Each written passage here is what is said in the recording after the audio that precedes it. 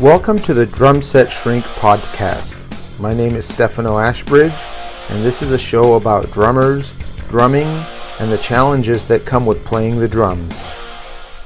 Let's talk about some general tips for doing a sound check before a show. The point of the sound check is for the musicians to work with the sound engineer to make sure the show sounds as good as it can for the audience, and that the musicians can clearly hear themselves and anyone else they need to hear for their performance. If you're fortunate enough to get a sound check before the show, make sure you arrive on time. Being late can set everyone back, and there's usually a hard cutoff time when the doors need to open for the show and the sound check needs to be done.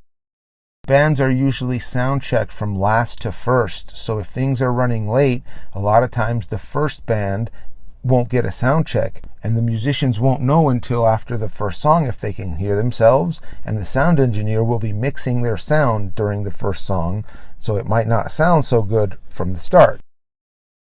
When you get to the sound check, introduce yourself to the sound engineer, find out their name, and use it when addressing them. They have the control of the band's sound for the night, so don't act like a jerk. I usually arrive early and assemble my drums off stage so that when I am called for, I can quickly put my drums together so the sound engineer can put the microphones to the drums to get ready. When the engineer is placing the drums on your drum set, please refrain from striking your drums. I once saw an engineer try to place microphone on the bass drum, and the drummer whacked the bass drum with the engineer's ear right next to the bass drum. Ouch.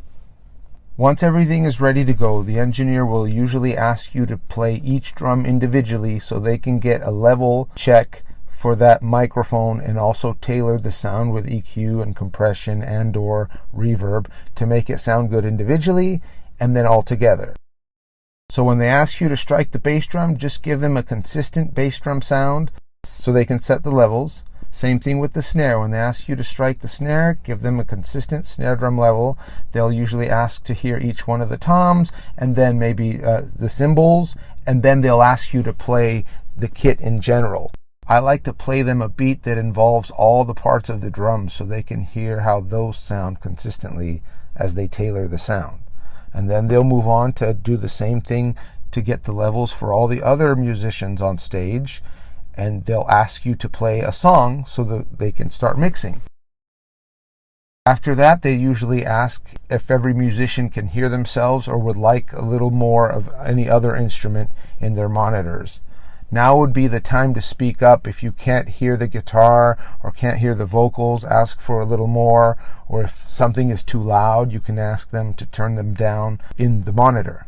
Since being the drummer, I'm usually the first one in the band there for a sound check.